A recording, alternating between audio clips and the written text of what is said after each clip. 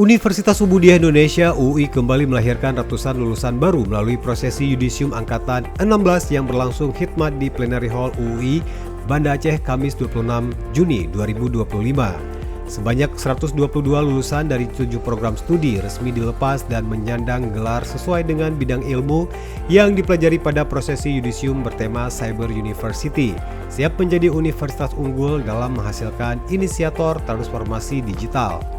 Para peserta yudisium tersebut adalah lulusan dari program studi S1 Informatika, Sistem Informasi Manajemen, Farmasi, Ilmu Gizi, Psikologi, dan S1 Kesehatan Masyarakat.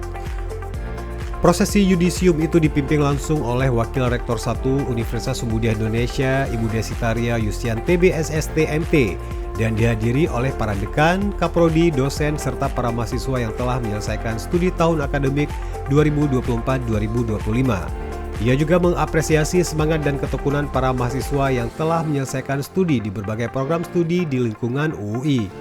Menurutnya, lulusan UI harus mampu menjadi duta perubahan dan inovasi baik di tingkat lokal, nasional, maupun internasional. Yudisium kali ini menjadi bukti bahwa UI terus berkomitmen dalam mencetak generasi unggul yang siap menghadapi tantangan global dengan kompetensi dan integritas serta berdaya saing.